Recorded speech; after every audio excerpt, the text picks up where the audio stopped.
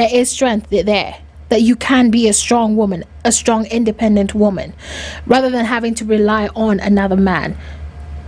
Absolutely, you can always be a strong independent woman.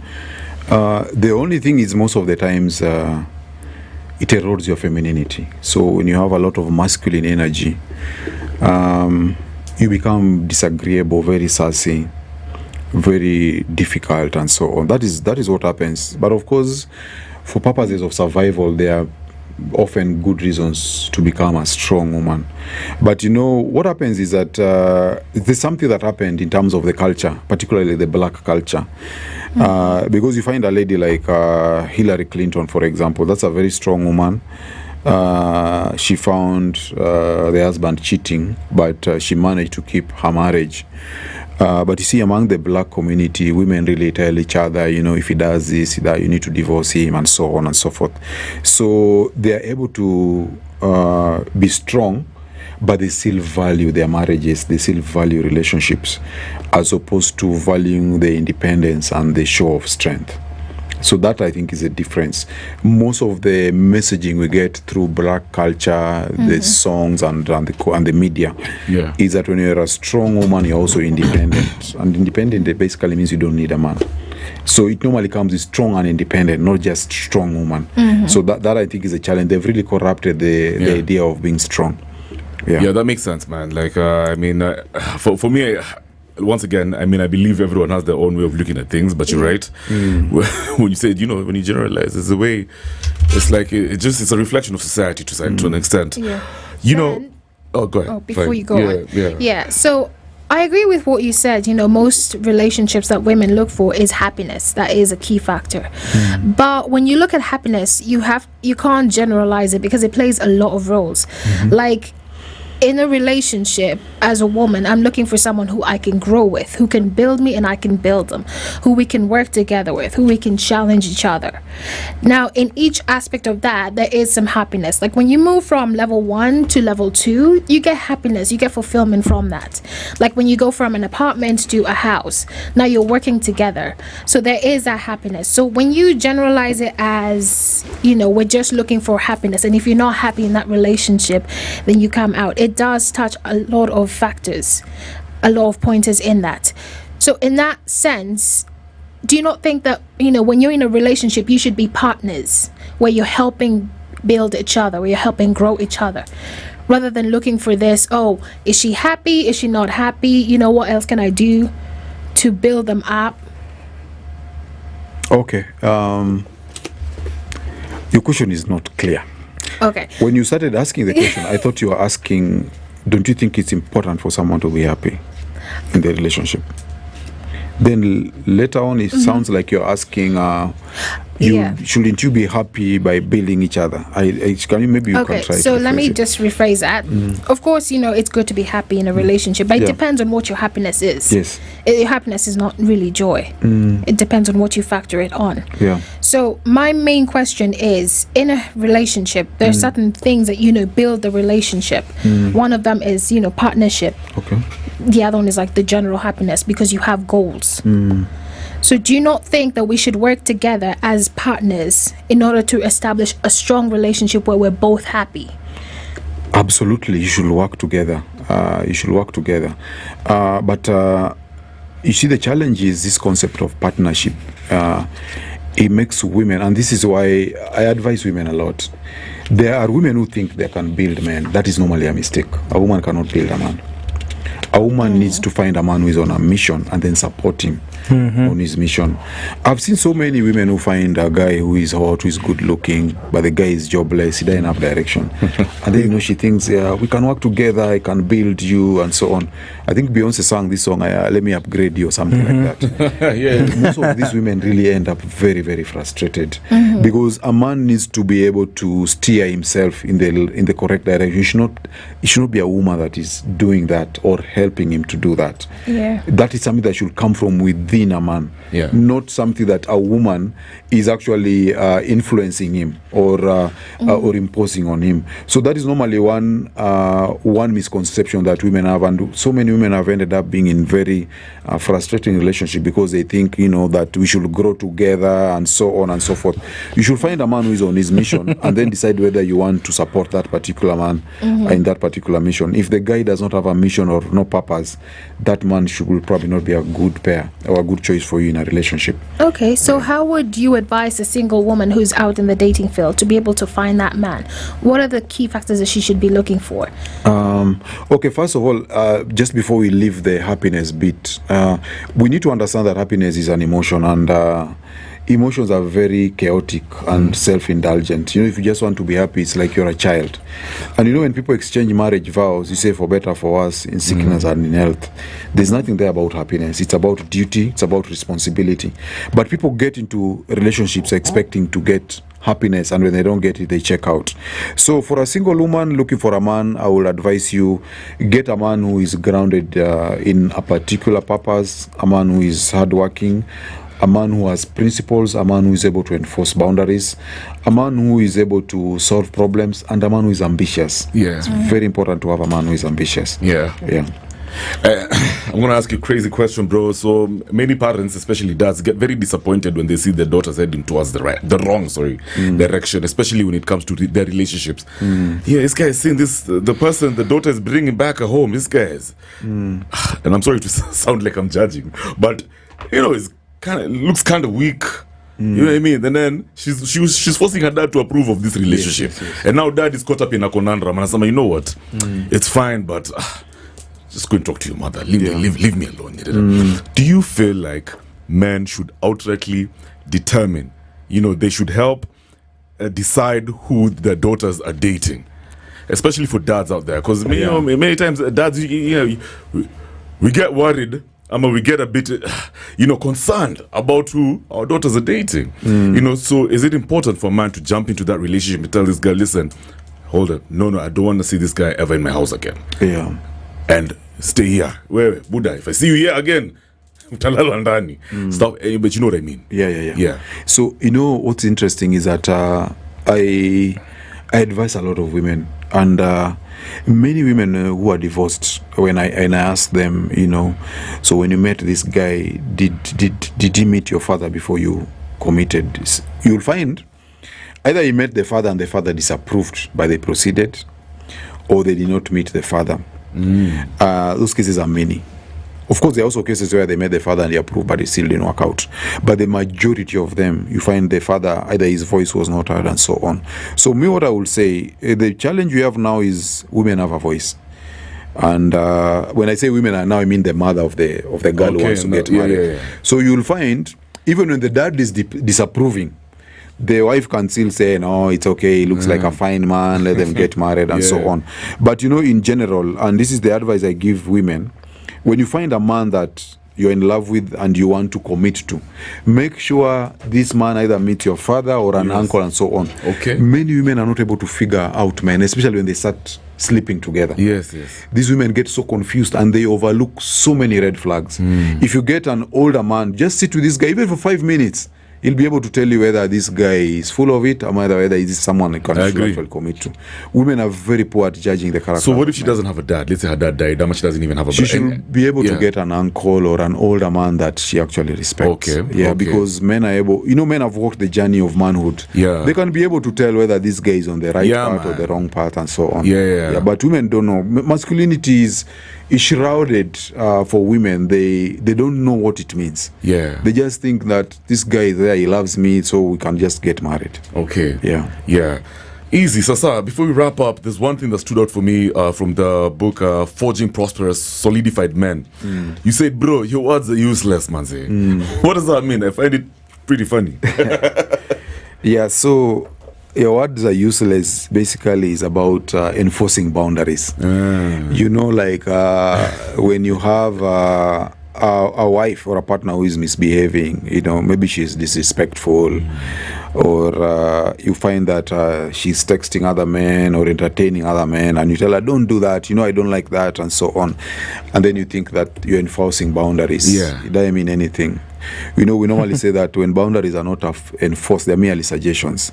And you don't enforce boundaries by expressing your objections to the boundaries being violated. That is what it means. We normally say that the message is in the medium. It's in your body. It's not in words. So you either need to get out of there and so on and so forth, but not about talking. Your words are useless. You keep on insisting, over-explaining. Don't just do something. Oh my goodness. Do something, but don't get violent, of course. Of course you should get out of there. Just get out of that relationship. Yeah, that is how you enforce boundaries. That's really powerful, bro. Yeah. I find that so interesting because I've been in that situation where, I felt like I was over-talking, and the more I talked, the more she kind of devalued my opinion, in fact. So, I actually went to the gym, and then eventually I got off that relationship. My brother, things our fathers did not tell us. There's many things some of our fathers, even our fathers are humans. It's not like they learned it even from an expert. Yes. Even they just got caught up in this system. What is some of the things that stood out for you? Because, obviously we don't have time. Maybe you can give us like 3 or 2. These are now the golden ones. A golden rule. So like an insight that you'd like any man out there, or even a woman or a parent, can get this knowledge and instill it in the child. One of the biggest one, many men think that if a woman loves you, she's yours. A woman can actually love you for real and ready to die for you, but that doesn't mean she's yours, or she's going to stay with you in the long haul, in the long distance, because women are survivors. And when you as a man, you fail to become the person she thought you were, she's going to leave you. Yes. That is one thing that our fathers did not tell us. Many men, when they find a woman who really loves them, they think that they can be comfortable. And that's why you find the guy maybe he's fired, he goes home to get depressed. He thinks that his wife will understand him because she loves him. It does not happen like that. That is something that our fathers did not tell us. Wait.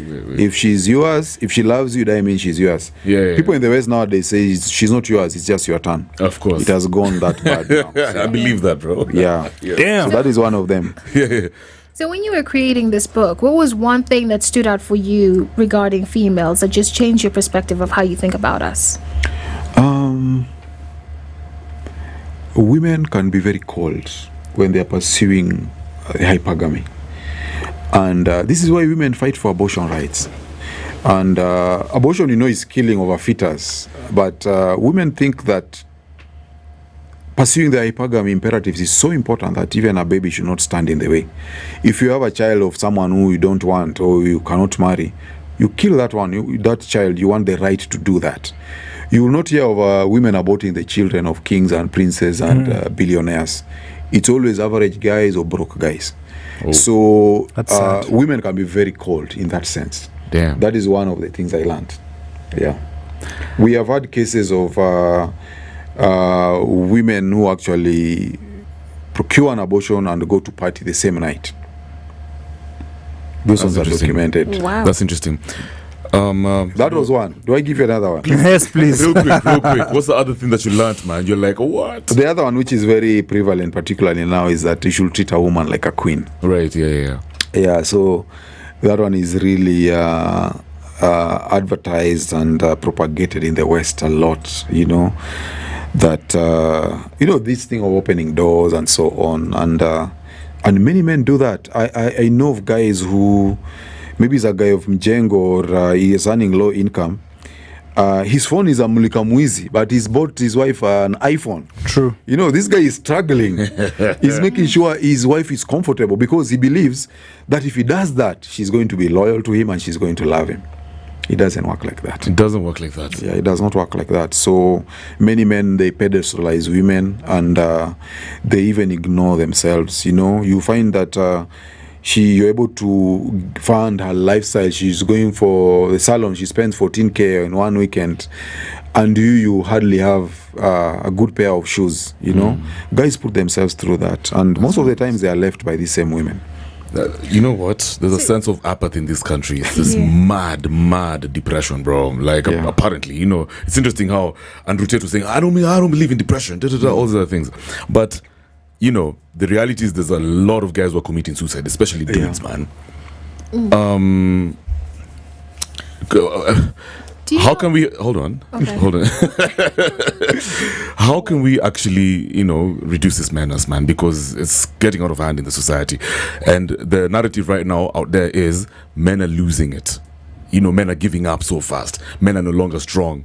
They don't have the answers anymore.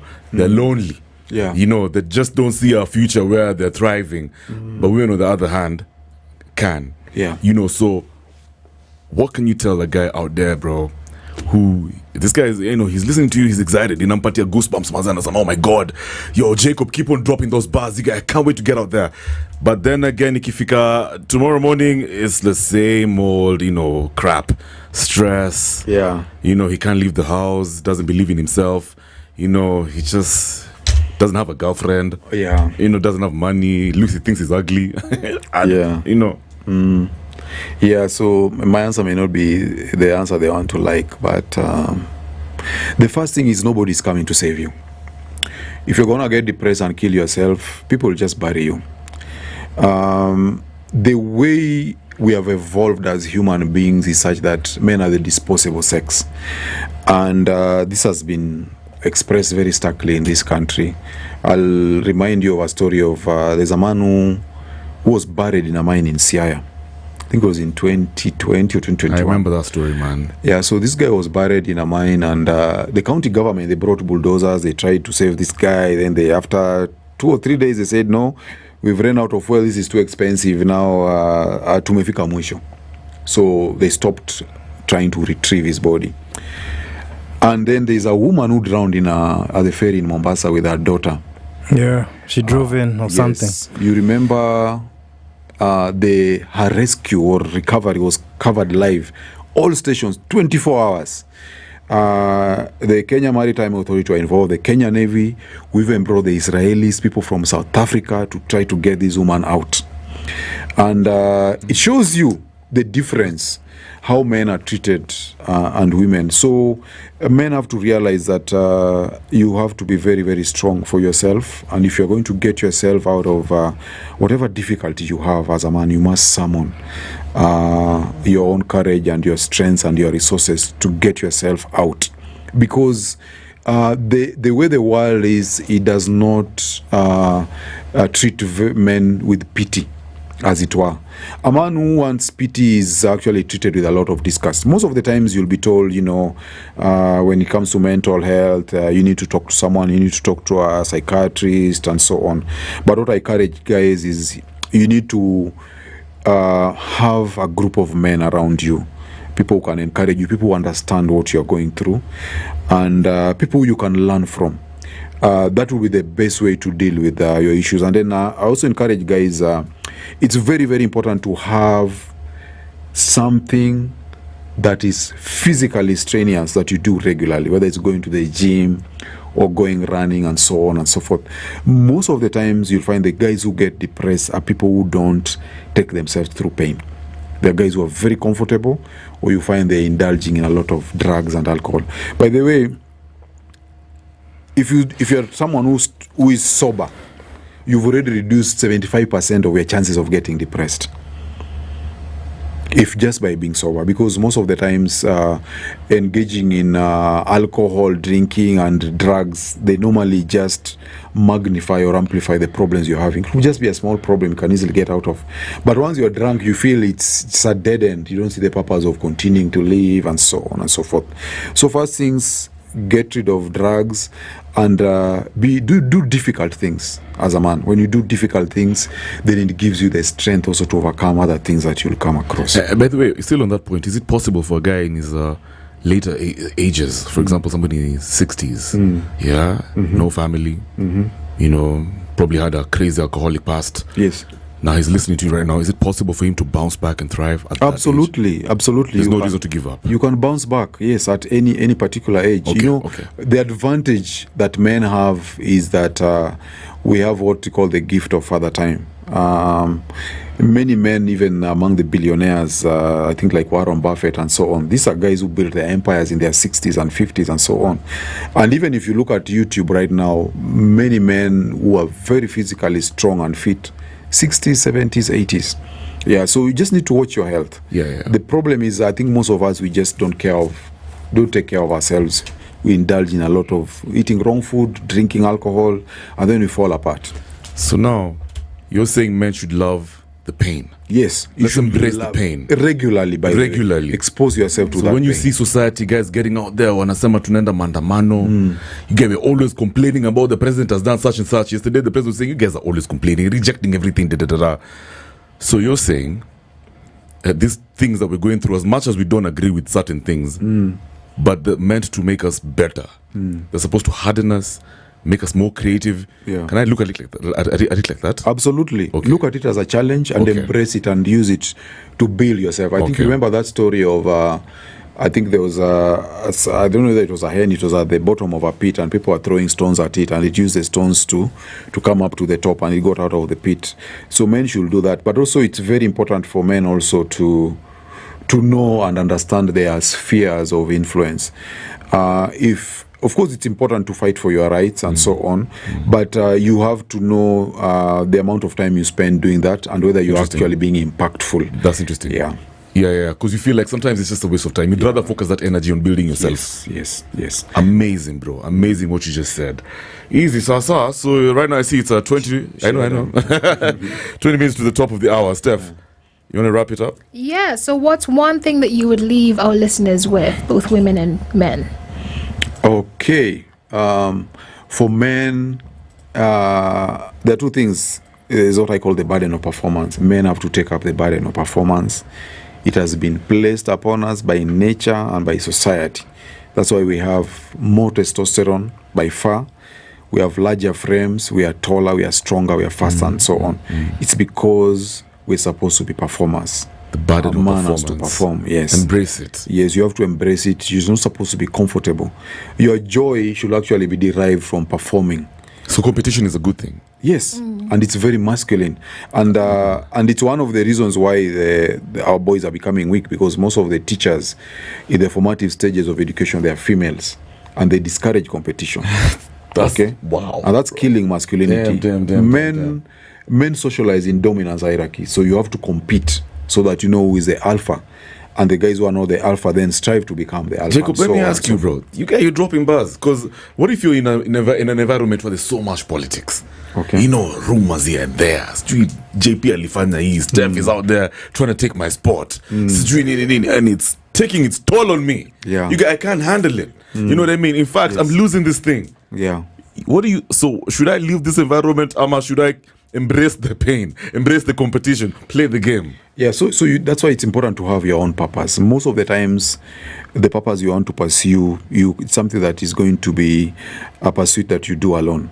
Okay, like me, I have an 8 to 5 job, but I wake up at 3 a.m. to do my writing and my reading. Every day. Yeah, so that is why you should derive your sense of worth and your value as a human being, and be able to protect your energy and your mental space, so that you don't get involved in all this chaotic and meaningless competition that people have sometimes. Yeah, because there's healthy competition and meaningless competition. Yes. Amazing, brother. I like how you say men should basically build themselves, but what's your thought about now men changing to women and women changing to men? Okay. Do you think society has sort of lost the play there? Of course, society has lost the play, and the people who are going to be both genders are going to be very frustrated. And one thing is that if you look at the reviews of Unplugged, there are many women who say, I don't like what this guy says, but I'd rather have a strong man who is toxic than a weak man. Wow. Because they've already really experienced what it means to have a weak man. I can imagine. And for women, it's a nightmare. I can imagine. It's a huge nightmare. So this thing, of course, it's all coming from the alphabet community and so on. But I think because of the change of leadership in the US, I think there's going to be a change in that. So you're excited about the Trump presidency? Yeah, I am. I think he's going to... Even Elon Musk has also been a major force. It's in terms of the space in X and what we call reels for fields. There was a lot of fields in Twitter and other spaces where people prioritize emotion over logic, and now we want to stick to what makes sense, not what feels right. But by the way, if you look at the Kenyan context, is there a specific, or even in Africa, in this day and age, Is there a leader who you look at and say, wow, this is an ideal? Let's say, for example, a man or even a woman. You can say, wow, this is an ideal. They're a good leader to society. We need to look up to them. They should, for guidance, for example, because we know society looks up to that type of leader. For example, they talk about Sankara back in the day. Yeah. But in this day and age, is there a specific African leader that you've seen and you're like, that is a true leader? That is somebody who should be celebrated, should be looked upon, should be quoted. You know what I mean? The ultimate man. I'm the ultimate woman.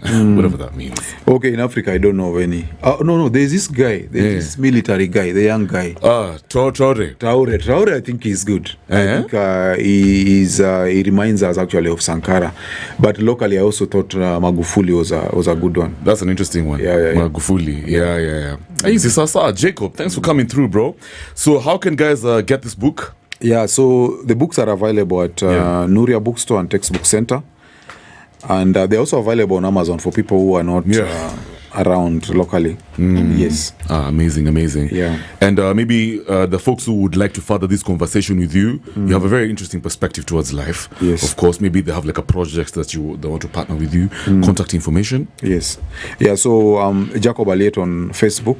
I'm most active on Facebook. Yeah. But I also have Unplugged VIP on TikTok and also on Instagram. Yeah. They can reach me on those channels. And I'm also putting up a YouTube channel that should be coming up in 2025, also Unplugged VIP. Awesome. Yes. Good stuff. Thanks for coming through, Awesome. Jacob Aliet. He's the author of Nairobi bestseller Unplugged. And today we'll be talking about intersexual dynamics. Sasa, I've got a tune called Hey Lover.